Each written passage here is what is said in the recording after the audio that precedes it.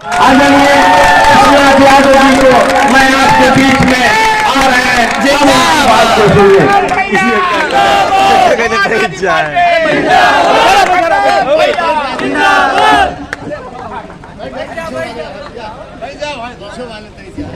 धन्यवाद काका जी। हम तो सोचे चला देंगे तो हमारा नंबर। इस मंच पे बैठे हुए इस विधानसभा की रहनुमाई कर रहे और हम सबके गार्जियन और बहुत दिनों का समाजवादी का झंडा कुंडा विधानसभा में लहराने वाले हमारे नेता आदरणीय रामवत काका जी, हमारे छोटे अनुज ऋषभ यादव जी, यहाँ दो ऋषभ है, एक ऋषभ शुक्ला जी बैठे हुए हैं और एक ऋषभ यादव जी बैठे हुए हैं। छात्र सभा के जिला अध्यक्ष अमरिंदर मौर्य जी और नोखे नेता के बारे में बताइए बेटी गांव के। जब बेटी वाले निकल रहे हैं देखा समझ लग परिवर्तन चालू हो चुका बात है। जब बेटी की बनाई विरोध में निकल रहे हैं, जो बेटी की बनाई जब दूसरे पार्टी में चला जाए तो 100% परिवर्तन चालू हो गया है। पूर्व विधानसभा अध्यक्ष भाईलाल यादव जी, राजेश सरोज जी जो सभासद है और नगर अध्यक्ष भी है समाजवादी पार्टी के मणिपुर के, और जिला सचिव संतोष यादव जी काला काकर ब्लॉक के हैं। इस आयोजन में जिन लोगों ने भागीदारी की है, मैं नाम इसलिए नहीं लेना चाहता हूं, हो सका हमने का एक बात समझा के फोन आ जाए। भाई पूर्व बीडीसी संतोष यादव जी और जिस नौजवान को आपके कुंडा में हम लोगों ने प्रमुखी का चुनाव लड़ाया, बच्चा राज यादव जी, और बहुत से ऐसे लोग हैं जिनको मैं जानता हूं, नाम इसलिए नहीं लेना चाहता हूं कि बहुत से ऐसे लोग हैं जो आपका नुकसान कर देंगे, मगर आपका ये बेटा आपका भाई आपसे वादा कर रहा है, अगर आपकी तरफ कोई आंख उठा के देखेगा तो बगल में आपका भाई जरूर खड़ा मिलेगा। इस मंच पे बैठे हुए सभी बुजुर्गों के चरणों में प्रणाम और सामने कुर्सी पे जमीन पे और पीछे बैठी माताओं के चरणों में प्रणाम। नौजवान साथियों को प्रणाम और सलाम मेरा बोलो, क्योंकि बहुत दूर दूर से मालीपुर टाउन एरिया से, बिहार ब्लॉक से, काला काकर ब्लॉक से सब लोग आए हैं, बाबागंज से वो लोग आए हैं। मैं सबको इस मंच के माध्यम से प्रणाम और सलाम दोनों करता हूं। साथियों मैं एक चीज कहना चाहता हूं, जिस नौजवान साथियों ने जिस तरीके से जोरदार अंदाज में कुंडा ब्लॉक में धमाकेदार स्वागत किया है, मैं आप नौजवान साथियों को वादा करके यहां से जा रहा हूं, जब समाजवादी पार्टी की सरकार बनेगी तो निश्चित आपको नौकरी में आपका हिस्सा दिलाने का भी हम लोग काम करेंगे।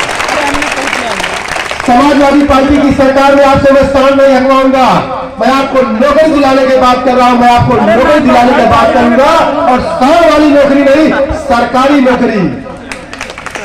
आदरणीय राष्ट्रीय अध्यक्ष अखिलेश यादव जी ने कहा कि 10 लाख नौकरी, जिस दिन समाजवादी पार्टी की गद्दी पर उनको आप लोग बैठा देंगे, 10 लाख नौकरी आदरणीय राष्ट्रीय अध्यक्ष अखिलेश यादव जी देने को कहा है। उसमें 4 लाख सिर्फ सिपाही भर्ती करने को उन्होंने कहा है, और सिपाही वही भर्ती होता है जिसके माँ बाप अपने बेटे को दूध पिला के मजबूत करते हैं साथियों। और दूध किसके घर में होता है? अब तो पंडित जी घर में होते, पंडित बेटा जानता है कि जानता है चाय न मिली सुने। इसलिए सर्व समाज के नेता, हम सब के नेता आदरणीय राष्ट्रीय अध्यक्ष अखिलेश यादव जी ने कहा है, जिस दिन मैं मुख्यमंत्री की कुर्सी पे बैठूंगा, सबसे पहले नौजवानों के लिए 10 लाख नौकरी पर दस्तखत करने का काम करूंगा। दूसरी चीज मैं कहना चाहता हूं, यहाँ ऐसे तमाम नौजवान, ऐसे कुछ लोग नौकरी करने वाले भी हैं जिनको नौकरी को डर नहीं है, मैं उनको भी कहना चाहता हूं। हमारे गांव के विमल पटेल जी बैठे हैं, प्रेमपुरवा के विनोद जी में, तमाम ऐसे समाज के लोग बैठे हैं, हर समाज के लोग यहाँ बैठे हैं। मैं उनको भी एक चीज अगला निवेदन के साथ कहना चाहता हूं। 2012 से 2017 तक आदरणीय राष्ट्रीय अध्यक्ष अखिलेश यादव जी मुख्यमंत्री थे। भाजपा के लोगों ने आज सबसे ज्यादा नौकरी यादव पा गया है। जब भाजपा की सरकार ने जांच कराई तो सबसे ज्यादा पटेल के बेटे ने नौकरी पाई पुलिस के विभाग में। पटेल के बेटे के बाद तब यादव को नंबर लगा, तब सब समाज के लोगों ने नौकरी पाई। और यही नहीं, आज बाबा जी जो नौकरी दे रहे हैं वही एक बिरादरी के लोगों को नौकरी दे रहे हैं, सिर्फ अपने जात के लोगों को नौकरी दे रहे हैं। आप कहीं भी उठा के देख लीजिए, जो अभी IAS PCS का रिजल्ट आया उसमें बाबा जी आपका कोई योगदान नहीं है। उसमें जिन समाज के बच्चों ने, जिन लोगों ने पढ़ के इंटरव्यू दिया था, जिन लोगों ने पढ़ के परीक्षा दिया था, कल्ले के बदौलत, अपनी पुल के बदौलत नौकरी पाए हैं। क्योंकि IAS PCS में आप धाने गर्दी नहीं कर सकते हैं, आप पुलिस विभाग में कर सकते हैं, बाबू और चपरासी में कर सकते हैं। जी हम तो सिर्फ आज कुंडा की बात करने के मूड में आए थे, मगर ऋषभ यादव लोग इतना चढ़ा दिए जो है मुख्यमंत्री को, हमको बोलना पड़ रहा है। नहीं, हम तो उनको नाम ही नहीं लेना चाहते हैं। मैं सबसे महत्वपूर्ण जो बात कुंडा विधानसभा की, मैं एक चीज कहना चाहता हूं, क्योंकि उसी स्कूल से हम भी निकल के आए हैं, उसी पाठ्यक्रम में पढ़ के हम आए हैं, इसलिए मैं बहुत कुछ चीजें जानता हूं, उसको आपको बताने के लिए आया हूं। एक बूथ पे मैंने 10 लड़के तैयार किया, 10 नौजवान बुजुर्गों के आशीर्वाद से तैयार किया है। मैं उन 10 लोगों में से कहना चाहता हूं, अपने बूथ पे खड़े हो जाइएगा, एजेंट बन के 2 लोग खड़े हो जाइएगा, बूथ बचा लीजिएगा। जितने वोट से वो जीतते थे उतने वोट से वो हारने जा रहे हैं 2022 के चुनाव। क्योंकि आदरणीय राष्ट्रीय अध्यक्ष अखिलेश यादव जी ने जिन पे भरोसा जताया है, आपके भाई पे, आपके बेटे पे, जिसके ऊपर उन्होंने भरोसा दिलाया है, दिखाया है, आपका बेटा कहीं से कमजोर नहीं है, आपका बेटा कहीं से कमजोर नहीं है। अगर वो मेरे कार्यकर्ताओं को उत्पीड़न करेंगे तो मैं आपको इस मंच के माध्यम से बता के जा रहा हूं, उनके भी कार्यकर्ता उत्पीड़न से जो है बचेंगे नहीं, उनके भी लोगों का उत्पीड़न होगा। यही नहीं साथियों, मैं एक चीज और कहना चाहता हूं, क्योंकि जहां मैं जाता हूं, जहां मीटिंग करके अपने घर चला जाता हूं, उसके बाद वहां फोन आते हैं, वहां के प्रधान को फोन आते हैं। जब प्रधान मदद करने लगे, BDC मदद करने लगे, कुंडा विधानसभा में कोटेदार जब मदद करने लगे, इससे मैं बहुत तरीके से अवगत हो गया कि निश्चित 2022 में परिवर्तन होने जा रहा है।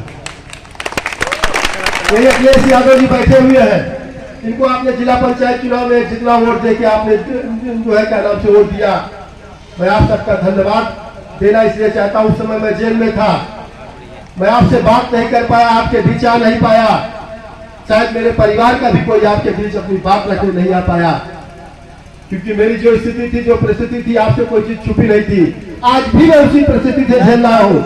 मेरी बेल कैंसिलेशन कराने के लिए सुप्रीम कोर्ट तक आपके विधायक गए हुए हैं, मगर मैं आपको विश्वास दिलाता हूं, मगर मैं जेल में भी रहूंगा तो 2022 का चुनाव आपका बेटा ही चुनाव लड़ने चलेगा। आपका बेटा अगर जेल में रहेगा तो आपकी बहन बेटी लड़ेगी, आपके परिवार के सदस्य लड़ेंगे। साथियों, मैं एक चीज कहने आया हूं, अगर राष्ट्रीय अध्यक्ष अखिलेश यादव जी आपके बेटे को, आपकी बेटी को टिकट देते, एक और समाजवादी पार्टी के चुनाव साइकिल पर देके विजयी बना देगा। साथियों, उस एहसान के बदले जिंदगी, शरीर के खून का एक एक कतरा आपके जिंदगी में जब जरूरत पड़ेगी मैं आपको देने के लिए खड़ा हूं।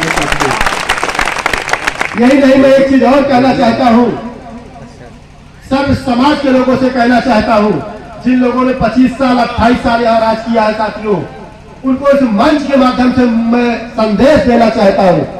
इस परिवर्तन की लहर में जिस तरीके से प्रदेश में पूरे लहर चल रही है, उसी तरीके से कुंडा बाबागंज में भी लहर चल रही है। और लहर की आवाज जो नौजवान साथी हमारे साथ और बुजुर्गों का आशीर्वाद लेके यहाँ निकल पड़े हैं, बुजुर्ग मंच के सामने कुर्सी पे बैठे, इनका आशीर्वाद देते रहिएगा। नौजवान साथियों, इनके सम्मान में कमी मत रखिएगा, क्योंकि इन्हीं के सम्मान से हमको आपको आगे बढ़ना है। और नौजवान साथियों, परिवर्तन एक कहावत है, जिस ओर जवानी चलती है उस ओर जमाना चलता है, जिस ओर जवानी चलती है उस ओर जमाना चलता है। तो जिस ओर आप लोग निकल पड़े हैं, निश्चित कुंडा बाबागंज में भी परिवर्तन होने जा रहा है साथियों। और इस परिवर्तन में छठनाथ यादव अकेले लड़ाई लड़ने नहीं जा रहे हैं, गुलशन यादव अकेले लड़ाई नहीं जाने जा रहे हैं, सर्व समाज के लोग आपकी लड़ाई लड़ रहे हैं। अगर सर्व समाज के लोग, अभी यहां अमरिंदर मौर्य जी बैठे हुए हैं, ऐसे तमाम नौजवान साथी हैं जनपद प्रतापगढ़ में जो पदाधिकारी भी है, पदासीन भी है, और आपके बीच में वोट मांगने भी आएंगे समाजवादी पार्टी के प्रत्याशी को जिताने के लिए। मैं आपसे वादा कर रहा हूं, जिस दिन आप अपना विधायक बना देंगे, जिस दिन आप परिवर्तन ला देंगे, आपको विधायक के घर नहीं जाना पड़ेगा, विधायक आपके चौखट पे आके दरबार लगाने का काम करेगा। आपकी शिकायत, आपकी समस्या आपके गांव में, आपके न्याय पंचायत में लगाने का काम करूंगा, और आपके बीच में आपकी समस्या सुनने का काम करूंगा साथियों। मैं धन्यवाद देना चाहता हूं अपने गांव के लोगों को। आपका भाई ये जेल में था, आपका बेटा जेल में था, जिस तरीके से कुंडा विधायक मेरी ग्राम सभा में दखल देके मुझको हराने का काम किया है, उसके बावजूद भी आप लोगों ने मुझे जिताने का, दुगने वोट से जिता के आपने मुझे भेजा। मैं आपका ताजिंदगी एहसानमंद हूं, और मैं इस एहसान के बदले कभी भी आपको कहीं भी जरूरत इस भाई को पड़ेगी तो मैं हमेशा आपके साथ संघर्ष करता रहूंगा। मैं आपको आज एक बहुत छोटी सी बात बता देना चाहता हूं। जिस लड़ाई में मैं जेल गया था, मैं अपने लिए जेल नहीं गया था, मैं जेल गया था समीम भाई के लिए, क्योंकि समीम भाई को पट्टा मिला था। सब लोग जान लीजिए पूरा मैटर क्या था।